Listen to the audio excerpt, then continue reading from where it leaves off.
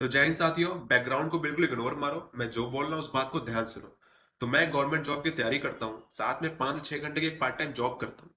और वो part time job आपको कैसे मिलेगी, अब मैं वो बताता हूँ। तो सबसे पहले वो जॉब क्या है, मैं इस बात को बताना चाहता हूँ। तो ये एक जॉब एक बेसिकली कॉल सेंटर का जॉब है, जिसको एक रिक्रूटर भी बोल सकते हो आप लोग। तो हम लोग का काम क्या है, मैं आपको एक एग्जांपल देता हूँ। तो जैसे टाटा कंपनी है, टाटा कंपनी को एक कैंडिडेट चाह रहा है, एक एम्प्लॉय जिसके पास 5 साल का एक्सपीरियंस हो और उसको कोडिंग आता हो। जैसे लाइक होता है ना, जावा लैंग्वेज, सी लैंग्वेज, जावा स्क्रिप्ट, मतलब बहुत सारे ऐसे स्किल्स जो उस कैंडिडेट को आता हो। तो टीसीएस कंपनी क्या करेगी, टीसीएस कंपनी बोलेगी मेरे कंपनी को कि भाई मुझे एक कैंडिडेट चाहिए और मैं उसको सैलरी इतना दूंगा, तुम उस कैंडिडेट को खोजो। मेरे कंपनी बोलेगा ठीक है सर। तो मेरे कंपनी का मैनेजर मुझे, यानी कि जितने भी इंप्लॉय है मेरी तरह, मेरे से बोलेगा कि तुम एक कैंडिडेट खोजो जिसके पास 5 साल का एक्सपीरियंस हो और उसके पास ये स्किल होनी चाहिए।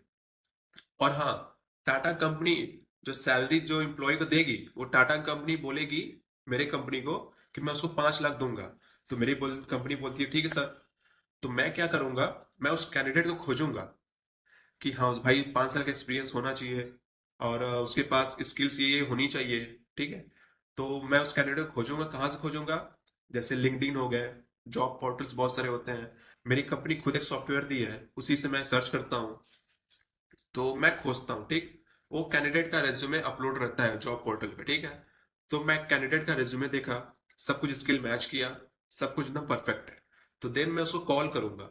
वो कॉल पिकअप कर लिया, ठीक। तो मैं उससे बात करूंगा, इंग्लिश या हिंदी डिपेंड करता है वो किससे बात कर रहा है। अगर वो हिंदी में बात कर रहा है तो उससे हिंदी बात करूंगा, अगर इंग्लिश से बात कर रहा है तो इंग्लिश से बात करूंगा, ठीक है। तो फिर मैं उससे बोलता हूँ सर का, क्या आप जॉब करना चाह रहे हो। वो बोलेगा है सर मैं करना चाह रहा हूँ। मैं बोलूंगा टाटा कंपनी में आपको जॉब करना है, बोलेगा ठीक है।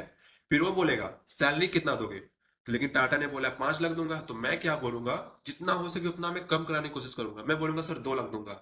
बोलेगा नहीं यार 2 लाख बहुत कम है। फिर मैं बोलूंगा ठीक सर 2.5 लाख। बोलेगा नहीं यार कम है। मैं बोलूंगा 3 लाख। बोलेगा नहीं यार 3 लाख नहीं होगा, 4 लाख में डन करो। मैं बोलता हूँ ठीक है सर 4 लाख। तो 4 लाख में डन हो गया, ओके। तो उस बंदे का इंटरव्यू होगा, 2 से 3 राउंड इंटरव्यू होगा। इंटरव्यू लेगा टीसीएस वाला, वो अपना जाने।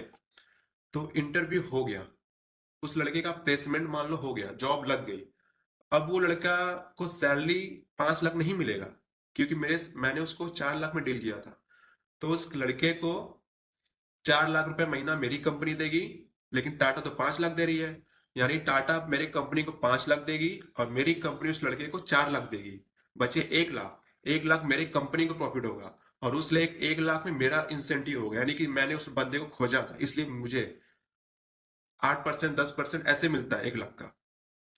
इंसेंटिव इतना है ना कि सैलरी से आपका 2 गुना 4 गुना मिलता है, ठीक है। तो ये हालांकि ये हो गई जॉब।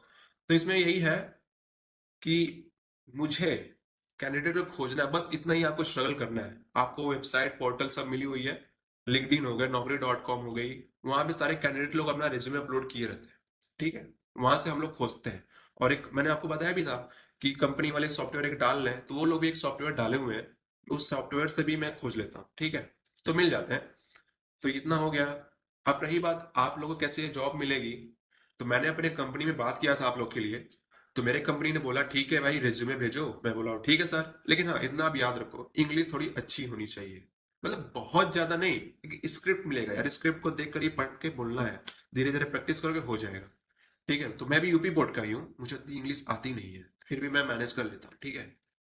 अब रही बात आप लोग को जॉब कैसे मिलेगी, तो मैंने अपने एचआर से बात की। तो मेरे एचआर ने बोला ठीक है रेज्यूमे भेज दो। तो मैं वो ईमेल आईडी अपने यूट्यूब के डिस्क्रिप्शन में दिया हूँ, उस ईमेल आईडी को कॉपी करो या फिर कहीं नोट कर लो।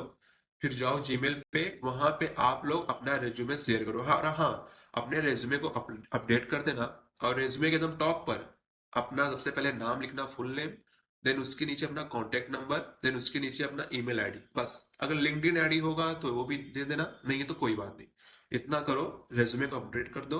और कुछ एक दो एक्स्ट्रा स्किल लिख देना यार, कि मुझे टीचिंग का नॉलेज है ऐसा वैसा। इंग्लिश बोल देना, English and Hindi both are language you know, ठीक है। इतना आप बोल देना, बस इतना करो। रेज्यूमे भेजो। तो मेरे एचआर आप लोग के रेज्यूमे को देखेगा।